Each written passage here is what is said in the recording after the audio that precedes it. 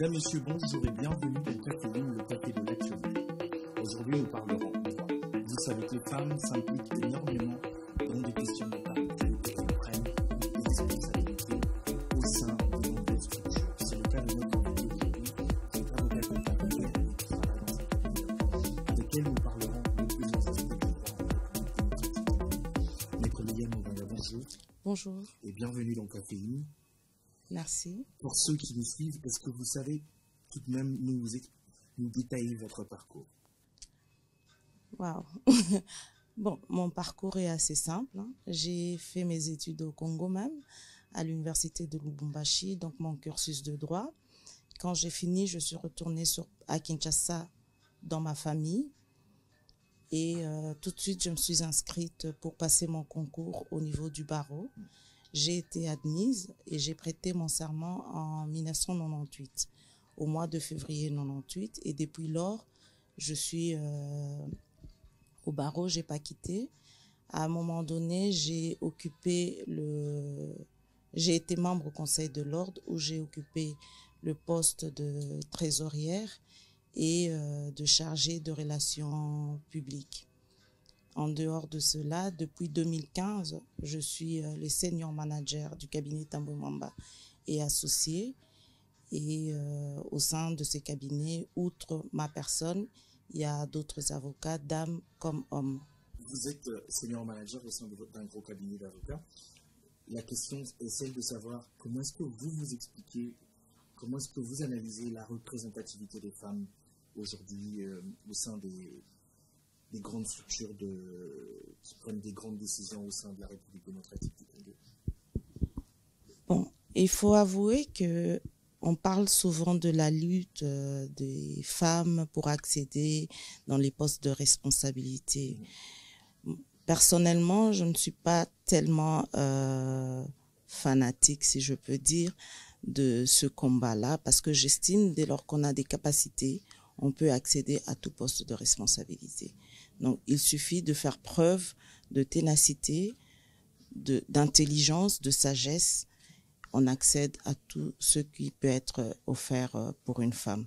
Donc, dans ma tête, en tout cas, et peut-être dans l'éducation que j'ai reçue chez nous, on n'avait pas tellement cette différence entre filles et garçons. Ce qui fait que pour moi, je sais que j'ai les capacités d'accéder à un poste de responsabilité.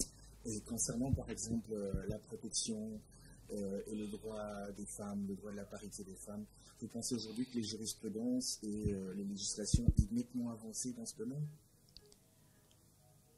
Certainement, c'est déjà avancé parce que bon, le combat du genre n'a pas commencé aujourd'hui. C'est un combat qui date, qui remonte aux États-Unis dans les années 20.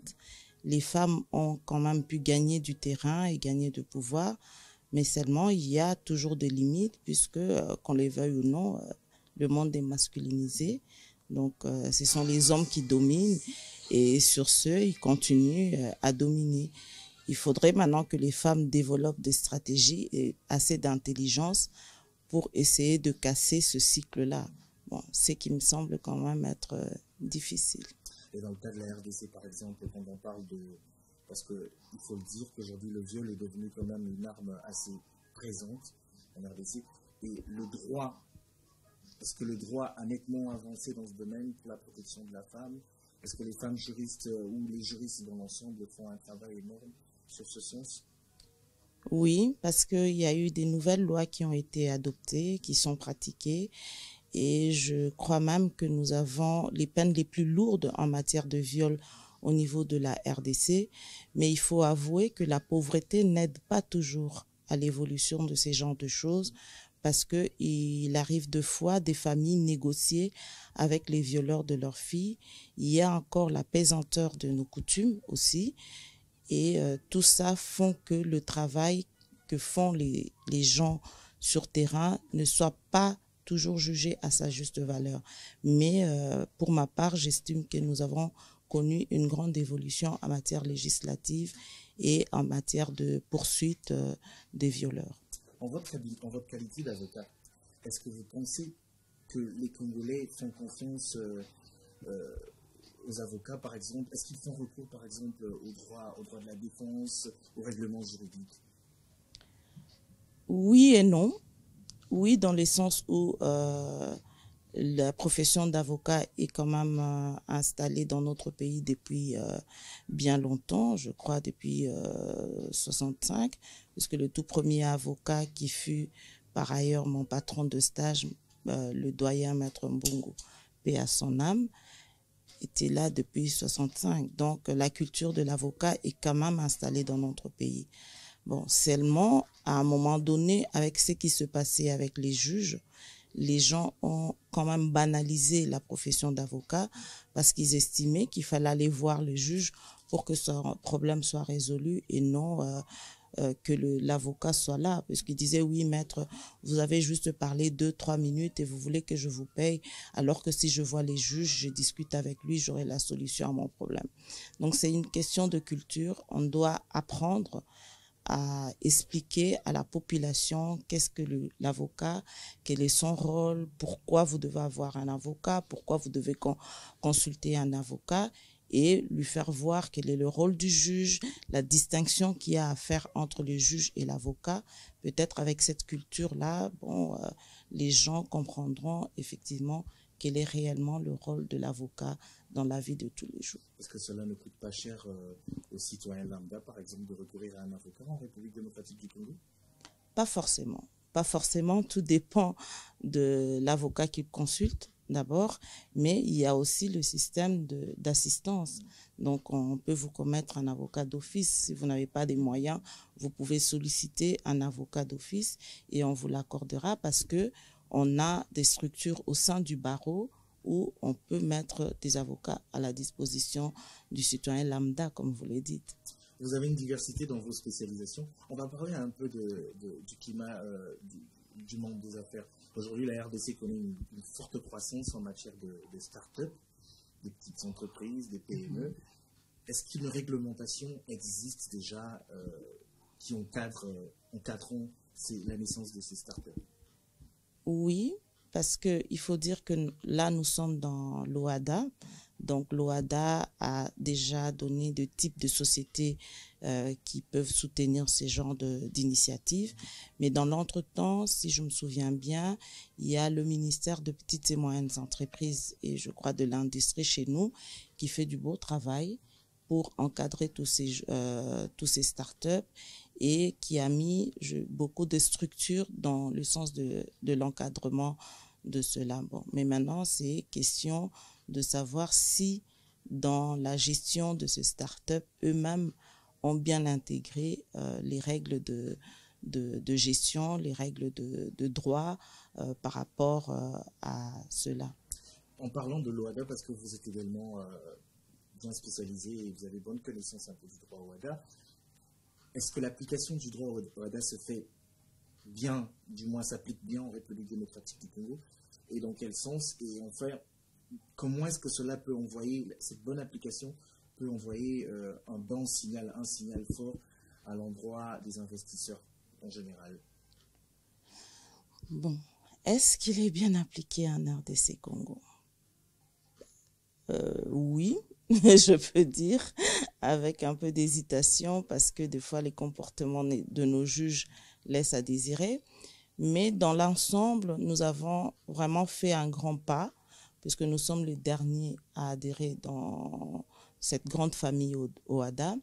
Mais nous avons vraiment fait beaucoup d'efforts, que ce soit du côté des juges, que ce soit du côté des avocats, de s'imprégner des règles de l'OHADA. Ça s'applique, oui, mais comme toujours, c'est une nouvelle entreprise, c'est une nouvelle aventure. Il y a des ratés qu'on essaie de redresser.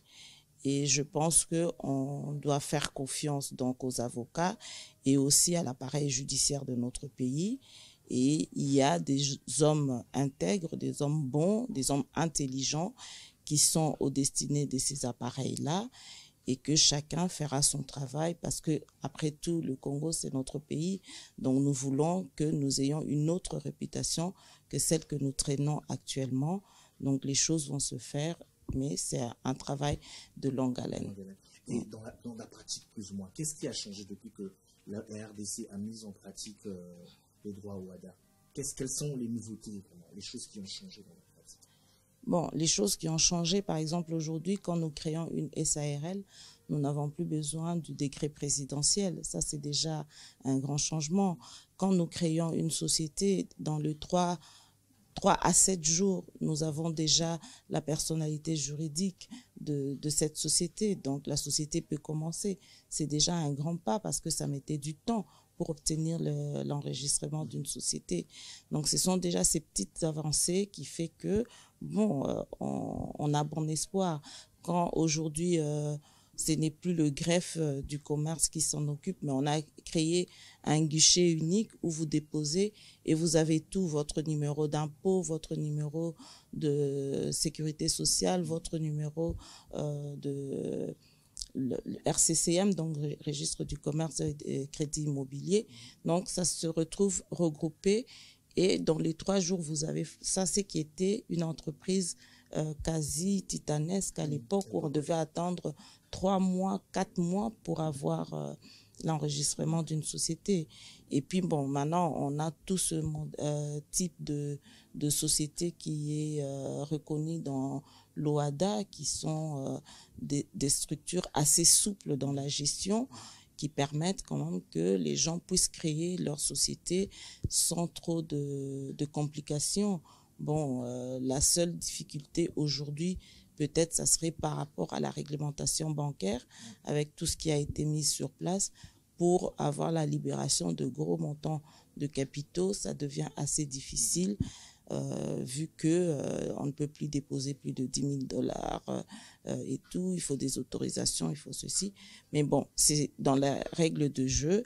On ne peut pas dire non, mais on fait avec. Et ce sont des réglementations. On doit les appliquer, on doit s'y soumettre. En parlant du droit immobilier, on va en parler parce que vous êtes très spécialisé également dans le droit immobilier. J'ai cru voir et entendre. Ouais. Il y a souvent des difficultés dans l'acquisition des biens immobiliers en RDC. Cela est dû à quoi? Est-ce c'est un problème de procédure, un problème d'application de loi, ou simplement ce sont les hommes de droit qui ne s'y mettent pas bien en expliquant plus ou moins aux clients comment est-ce que les choses devraient se passer? Bon, il faut d'abord comprendre cette acquisition veut se faire avec qui? Qui vend? Est-ce que vous voulez acheter une propriété de l'État?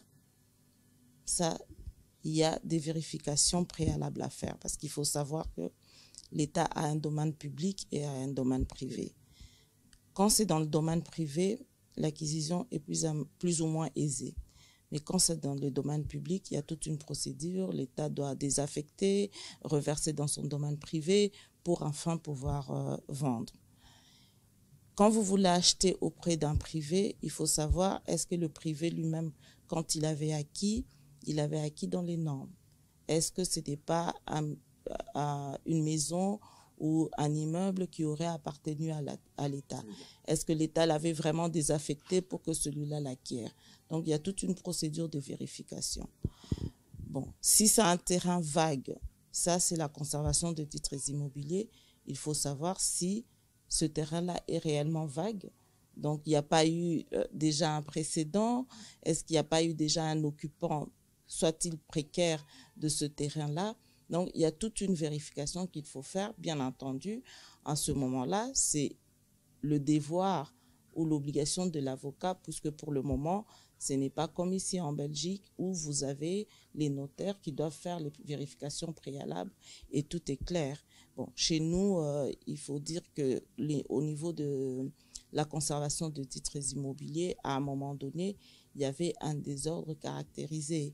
Bon, mais pour le moment, on essaie de faire l'effort. Donc, les autorités font l'effort de pouvoir réorganiser tous ces services afin que les choses soient aisées. Bon, pour mes clients que moi j'ai accompagnés dans l'acquisition de biens, toutes ces vérifications ont été faites préalablement et en tout cas, j'ai pas eu un retour négatif par rapport à ces acquisitions, de sorte que je peux dire que pour moi, ça a été aisé de faire une acquisition pour le compte de mes clients au Congo. Donc, la difficulté vient des hommes et puis du type d'acquisition et puis les vérifications préalables. Il faudrait absolument être minutieux dans la vérification. Aujourd'hui, on parle de la digitalisation et du numérique. Comment est-ce que la corporation du barreau et cette corporation des avocats, comment est-ce que vous mettez à jour avec le numérique, ainsi de suite? Parce qu'aujourd'hui, tout se passe sur Internet. Est-ce qu'il y a un site Internet? Est-ce que c'est bien actualisé? Bon, le barreau a son site Internet. Les cabinets d'avocats, pas encore vraiment beaucoup de cabinets ont des sites Internet, tout simplement parce que nous sommes encore sous l'empire de l'ancienne loi où la publicité d'avocats était interdite. Et à un moment donné, il y a eu une décision qui avait été prise considérant que tout ce qui était site Internet et autres était lié à la publicité de l'avocat. Dès lors que la loi n'a pas été changée, donc on ne peut pas faire de la publicité, nous, en tant qu'avocats. Mais cependant, les choses évoluent parce que je sais qu'il y aura une nouvelle loi qui doit normalement être promulguée, si ma mémoire est bonne, où nous serons autorisés à faire les sites Internet. Donc, les avocats s'adaptent. On est obligé de s'adapter. Ce n'est pas qu'on a un soutien de l'État pour cela. Nous sommes des libéraux. Donc, on fait avec nos propres moyens. Donc, nous nous adaptons au fur et à mesure de la digitalisation, de la numérisation. Donc, chacun s'y donne en se disant, si je ne suis pas dans ce créneau-là, je ne vais plus exister. Et tous nous sommes des entrepreneurs après tout. Donc, on est obligé de nous adapter à l'heure du temps. Maître Liliane Mouvenga, pourquoi vous avez tout simplement choisi de devenir avocate et pas magistrate? Pourquoi ne pas devenir juge constitutionnel, par exemple? Parce qu'il y a peu de femmes aujourd'hui, il faut le dire. On voit peu de femmes au sein des instances juridiques telles que la Cour constitutionnelle, telles que la Cour suprême. Non, elles y sont quand même. Il y a quand même une présence féminine. Non, oui, moindre, mais elles y sont quand même. Bon, je n'avais jamais, en tout cas, rêvé d'être magistrat. Non, non, c'est pas arrivé. C'est pas arrivé. Pour moi, être avocat, c'était ce qui était pour moi l'essence même de mon parcours en faisant le droit. Donc, j'ai fait le droit et je l'avais dit à mon défunt père, je vais devenir avocat. Bon, malheureusement, il m'a jamais vu porter ma toge. Il est parti trop tôt, mais c'était ça mon rêve et je l'ai réalisé. Et qu'est-ce qui a motivé quand même ce rêve? Est-ce que vous avez été marqué par quelque chose pour avoir décidé un jour de devenir avocate? Oui, j'ai été marquée. Il y avait ma sœur qui m'avait envoyé un livre à l'époque qui parlait de métiers du monde. Et en lisant ce livre, je suis tombée sur la profession d'avocat et j'ai eu comme un appel. J'ai vraiment eu comme un appel. Je me suis dit, waouh, ça c'est le plus beau métier qui puisse exister. Et je veux le faire. Donc je me souviens que je crois j'étais en 5e primaire et tout. Et on en a discuté avec mon père. Il m'a dit, ok, tu es encore en 5e primaire. Bon, ce sont les rêves de petite fille, en fait. Il dit, bon, ok, d'accord, comme tout enfant, elle croit qu'elle va faire ça. Et puis, bon, voilà, j'ai continué mon cursus. Et quand j'ai fini la 6e secondaire, on m'a posé la question, alors, tu décides quoi? Je dis, je veux faire le droit. Je vous avais dit que je vais devenir avocat. Et là, c'était la surprise. Parce que mon père a dit, mais elle avait dit ça, mais elle s'y tient. Ok, bon, voilà, il faut les inscriptions. Donc, j'ai pu avoir, j'avais fait mon inscription à l'UNIKIN, et puis après, il y a eu mon oncle qui partait sur Lubumbashi, et il a dit que si je voulais, je pouvais aller étudier à Lubumbashi. Donc, j'ai dit oui, je vais aller à Lubumbashi, comme ça, je m'éloigne un peu de la famille. Peut-être que je serais beaucoup plus distraite en étant toujours proche de la famille parce que toute la famille était à Kinshasa. En m'éloignant, j'allais être plus calme pour étudier. Et puis, à l'époque, on vantait que Lubumbashi était une ville calme. Donc, voilà. Et je suis partie, j'ai fait mon droit et voilà. En parlant de la qualité des avocats aujourd'hui, parce qu'il faut dire que le système éducatif en République démocratique du Congo pose certaines lacunes depuis un certain moment, et ce qui également est lié à la formation, qui dit formation également, et la formation des futurs avocats. Comment vous jugez-vous la formation de nos jours? Est-ce qu'elle est vraiment à la hauteur de ces jeunes avocats qui finissent et qui se lancent quand même dans... Bon, je préfère m'abstenir à répondre à cette question. Tout simplement parce qu'elle est quand même tendancieuse. Mais ce qui est vrai, tout le monde sait qu'il y a un problème dans la formation aujourd'hui. Mais cependant, une personne sensée doit savoir qu'il doit se former toute sa vie. Donc, on est des étudiants ou des apprentis toute sa vie. Tous les jours, on apprend quelque chose de nouveau. Mais il faut le vouloir. Ce n'est pas parce que je suis sortie de l'université que je dois croiser les bras en me disant « Ok, j'ai mon graduat, j'ai ma licence ou j'ai mon doctorat, je me limite là. » Non, nous sommes obligés d'apprendre tous les jours. La preuve, moi, j'ai fait ma licence en droit. Mais après, j'ai eu à faire un certificat spécial en droit des assurances. J'ai fait un certificat spécial en droit des hydrocarbures et de droits immobiliers. Là, je viens de terminer un master en droit commercial international. Donc, on apprend tous les jours parce que le monde non seulement évolue, les choses changent, les règles changent et on doit s'adapter. Et pour moi, pour un juriste, quand vous êtes juriste ou avocat, vous êtes obligé d'apprendre tous les jours. Vous ne pouvez pas dormir sur vos lauriers en disant que ce que j'ai appris, le bagage que j'ai me suffit. Non. On doit continuer à apprendre. Cela est aussi vérifiable et aussi pour tous, donc est soumis à tout le monde, que ce soit ingénieur, que ce soit même les chauffeurs. Hein, parce qu'aujourd'hui, dans les voitures, on a les GPS et tout. Un chauffeur qui vient, qui monte, et puis quoi? Il fera quoi s'il ne sait pas, ne fût-ce que manipuler pour mettre une adresse et tout. Donc, mais il doit apprendre. Et ça ne sera pas de la magie, il s'assoit, il dit que ok, parce que je suis chauffeur. Il doit apprendre. Donc pour dire que la base de tout, on doit continuer à apprendre. On ne s'arrête pas à ce qu'on a acquis. C'est déjà ça, mais il faut ajouter. Donc c'est pour dire que, retomber sur votre question, pour dire que la formation aujourd'hui, puisqu'il faut aussi faire la différence entre l'éducation et la formation.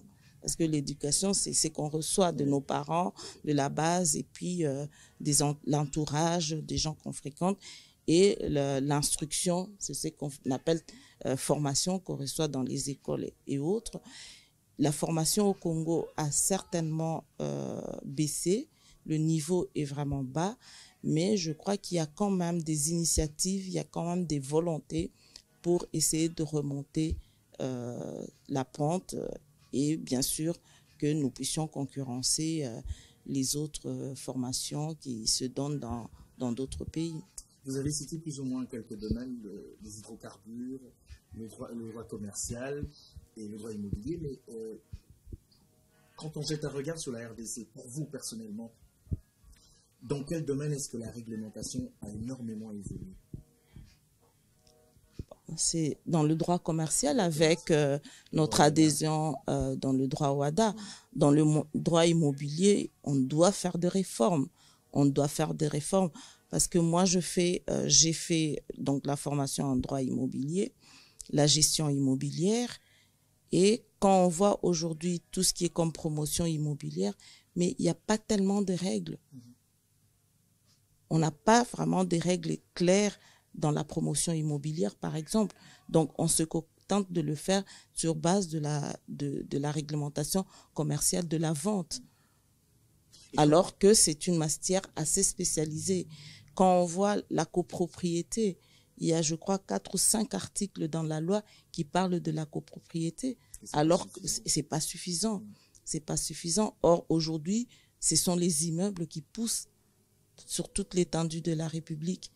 Il y a qui sont propriétaires de tout l'immeuble, mais il y en a qui sont dans la copropriété. Mais cette gestion de la copropriété, elle est faite sur quelle base? Donc, on essaye d'adapter les choses. On essaye vraiment d'adapter les choses et c'est pas toujours évident. Pourtant, on a un Parlement les matières sont vraiment nombreuses sur lesquelles nous devons absolument adapter nos lois. Alors, un conseil aux investisseurs, par exemple, qui voudraient venir investir en RDC, dans le droit immobilier, par exemple, qu'est-ce que vous leur direz? Venez, ils doivent venir parce qu'il y a la possibilité d'investir dans ce domaine-là et de faire sa promotion immobilière. Il est certes vrai qu'aujourd'hui, le pouvoir d'achat de la population n'est pas grande, n'est pas forte, mais il y a quand même la possibilité de pouvoir faire une promotion immobilière à Kinshasa ou même ailleurs dans le pays, puisqu'il y a des niches, des gens qui ont quand même la possibilité, qui comprennent la valeur de la pierre et qui savent que investir dans la pierre, c'est investir pour longtemps.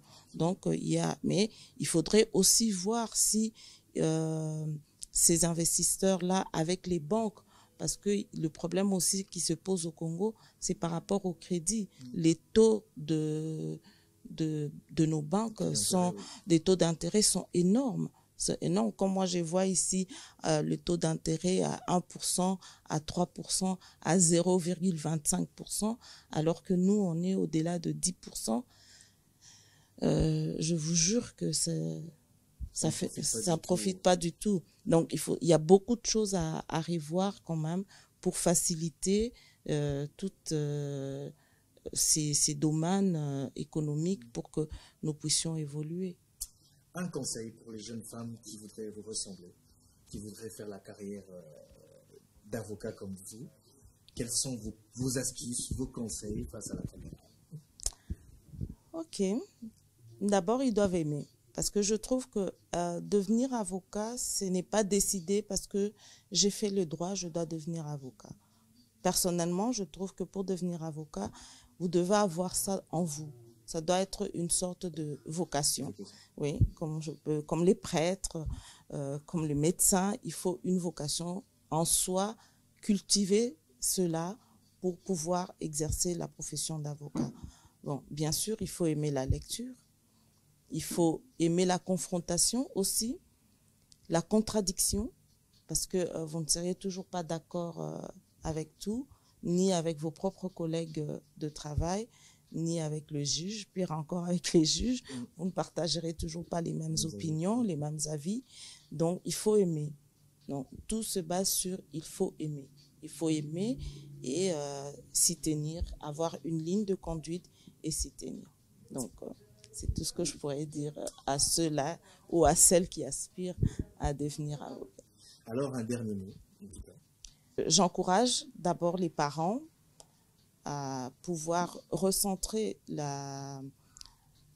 l'éducation de leurs enfants parce que j'ai comme l'impression il y a une liberté qui est devenue presque un libertinage en matière de mœurs, en matière même d'études, en matière de la façon dont les parents ou les enfants répondent aux parents.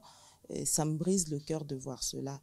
Et puis nous devons être solidaires parce que nous sommes tous un peuple, nous devons aimer notre pays, nous devons nous aimer et faire des choses de sorte que la RD Congo continue à briller par tous les cieux. Nous avons un gros potentiel, mais nous devons travailler pour que ce potentiel puisse bénéficier à toute la population, puisse bénéficier à tout Congolais où qu'il soit. Voilà, c'était le dernier mot de notre invitée du jour. Elle était avec nous et c'est une femme, elle est avocate, parmi tant d'autres en République démocratique du Congo. Et tout comme elle, vous avez d'autres femmes également qui dirigent de main de maître également des structures de prise de décision en République démocratique du Congo. C'est aussi ça qu'a fait. Nous allons rencontrer des hommes, pas seulement des hommes, mais aussi des femmes qui ont de la valeur, qui ont des compétences et qui font un grand travail pour le changement quotidien et pour le développement de leur pays. Voilà, Maître Liliane Moulana, merci d'avoir été des nôtres. Merci à vous, M. Warville. Au plaisir de vous revoir très bientôt. À très bientôt. Merci.